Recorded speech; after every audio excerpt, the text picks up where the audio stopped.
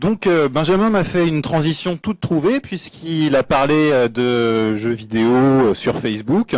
Ça tombe bien parce que le prochain intervenant, c'est Alexandre Ramonet de DigiWorks, dont le job c'est de développer des jeux sociaux. Donc c'est bien de ça dont il va nous parler, avec plein d'exemples qu'il va pouvoir nous donner, et puis surtout les informations essentielles pour bien comprendre le marché du social gaming, puisque c'est comme ça que ça s'appelle, en anglais en tout cas. Et puis sans plus tarder, je te donne la parole Alexandre. C'est bon la présentation, ouais. Bonjour à tous, donc Alexandre Ramonet, je suis fondateur et gérant de la société DigiWorks, qui est spécialisée dans l'utilisation des mécaniques de jeu à des fins de communication. Donc ça englobe plusieurs thématiques, dont la gamification, dont a parlé tout à l'heure des précédents conférenciers, la conception de jeux publicitaires et la conception de jeux sociaux, qui est un des grands thèmes du moment. Donc vu que je suis sur le panel réseaux sociaux, je vais vous présenter aujourd'hui cette thématique. Donc le jeu social, comment il est arrivé? C'est forcément avec l'arrivée des réseaux sociaux. Donc l'éclosion de Facebook il y a quelques années, qui regroupe actuellement plus de 700 millions d'utilisateurs. Et le jeu social est devenu un véritable pilier du système Facebook. C'est-à-dire que 50% des connexions sur Facebook sont liées au jeu social. 53% des utilisateurs de Facebook ont déjà au moins joué une fois à un jeu social.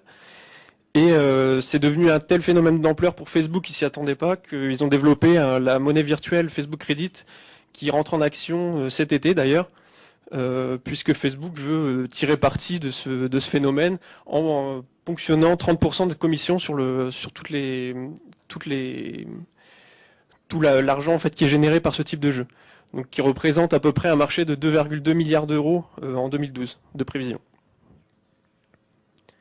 Donc qu'est-ce que le social gaming? C'est avant tout des jeux qui ont des mécaniques simples, donc il n'y a pas besoin de guide de jeu pour y jouer. En quelques secondes, on va tout de suite comprendre comment on y joue.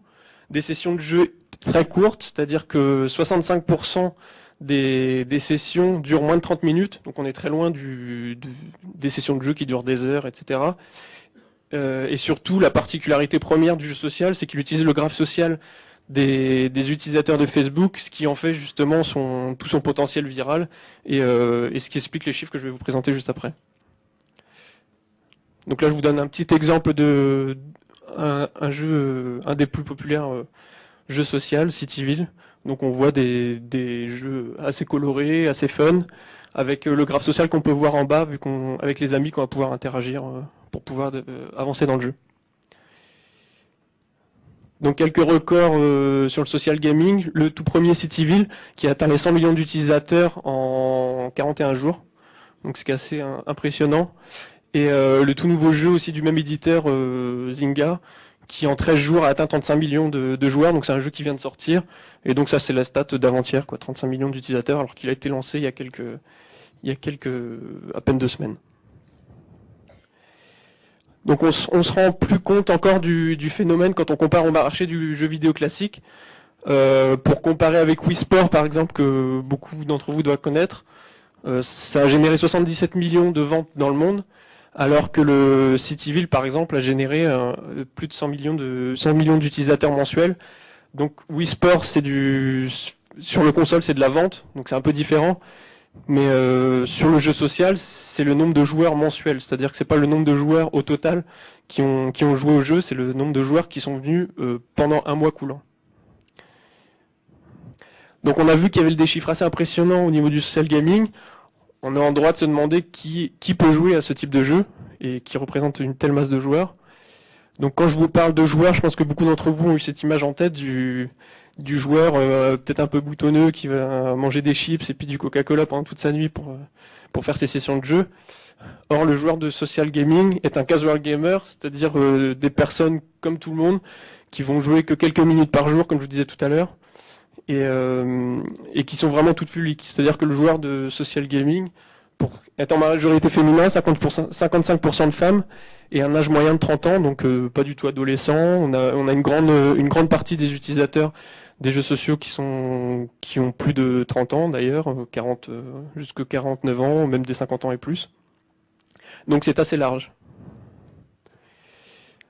Alors maintenant, on a vu le jeu social au niveau du phénomène, au niveau de l'intérêt au niveau des éditeurs. Quel est l'intérêt pour les marques d'utiliser ce moyen de communication?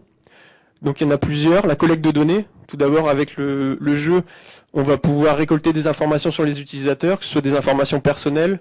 Si on va un peu plus loin, on va pouvoir aussi récolter des informations en fonction du comportement du joueur, c'est-à-dire que toutes les actions qui sont faites dans le jeu peuvent être traquées, donc on peut retourner toutes les informations qu'on souhaite et pouvoir les utiliser après pour que ce soit pour faire de l'échantillonnage, pour avoir des informations sur les fans de votre marque ou autre.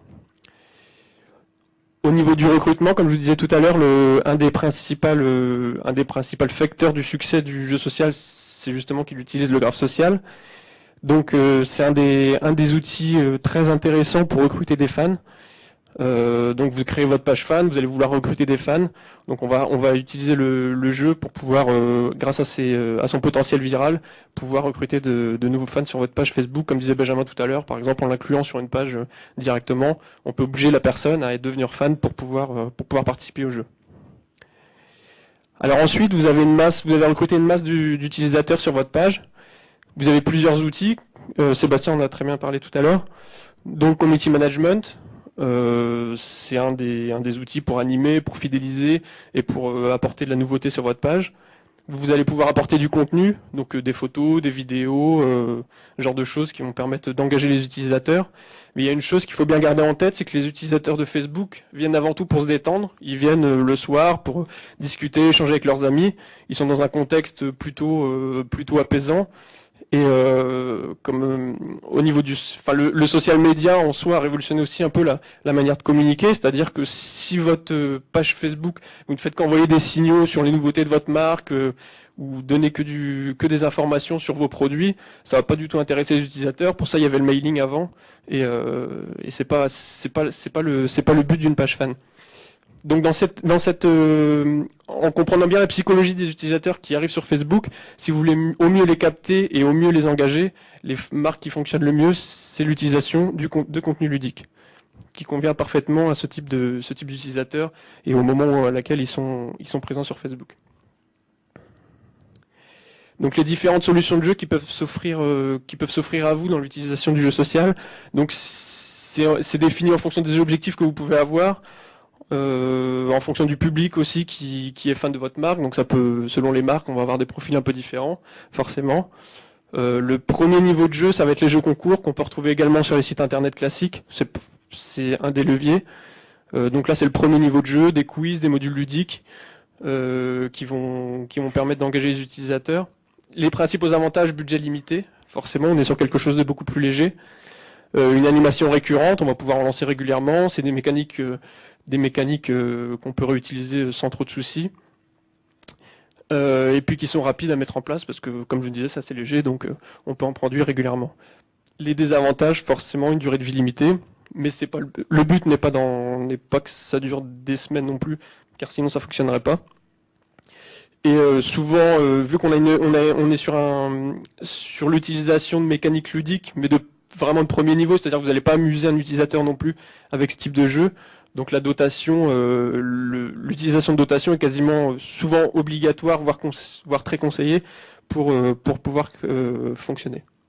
Donc là, par exemple, vous avez l'exemple d'un jeu qu'on a réalisé pour Carrefour Spectacle.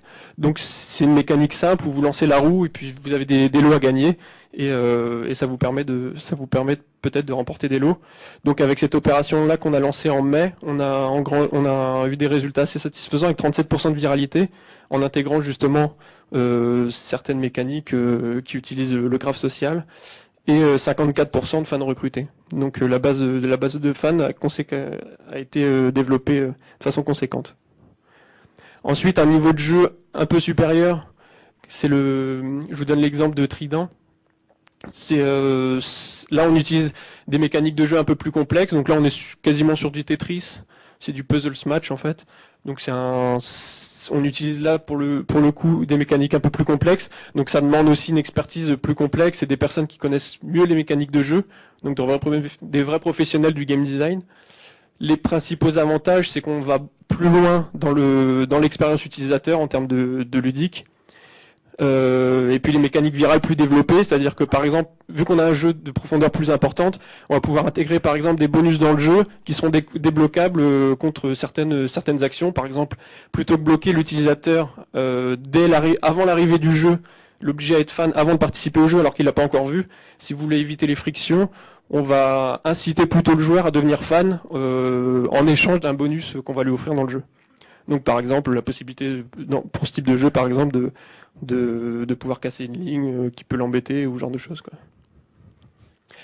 Ensuite un niveau de jeu beaucoup plus là c'est le must du jeu, c'est un peu à l'image des jeux que je vous montrais tout à l'heure pour Zynga qui sont les véritables jeux sociaux. Donc là on est sur des durées de vie très importantes. C'est-à-dire qu'il y a même pas de durée de vie à partir du moment où le jeu est alimenté en permanence et mis à jour. Là, on va pouvoir aller très loin dans le placement produit, c'est-à-dire que vous allez pouvoir proposer une expérience ludique à vos utilisateurs autour de vos produits. Donc, intégrer vos produits dans les processus de jeu. Par exemple, on travaille actuellement d'ailleurs sur un projet pour le groupe L'Occitane dans lequel les joueurs vont jouer avec les produits de la marque. Donc là, c'est assez intéressant en termes de placement produit. On va développer la notoriété forcément parce qu'en termes de buzz, en termes de viralité, c'est plus on va loin dans la complexité des jeux, plus c'est intéressant. Et la monétisation, parce que comme je vous disais tout à l'heure, c'est avant tout un support tout d'abord qui se monétise très bien. Et pourquoi pas pouvoir rentabiliser justement son investissement en intégrant de la monétisation dans son jeu. Par contre, les inconvénients forcément, c'est que les budgets sont conséquents, forcément. Et puis plusieurs mois de production parce que c'est des productions assez conséquentes. Là, je vous donne l'exemple de Fanta, par exemple, qui a lancé son jeu le mois dernier, King of the Park, qui a très bien fonctionné. Il regroupe actuellement 408 000 fans sur leur jeu en seulement quelques semaines. Je suis pas sûr que ça dépasse le mois. Et ils ont atteint 404 000 joueurs mensuels pour l'instant, donc dans le dernier mois. Voilà, je vous remercie.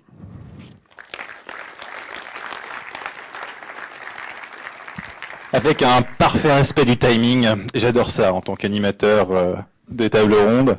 Merci beaucoup Alexandre pour cette conférence sur le social gaming.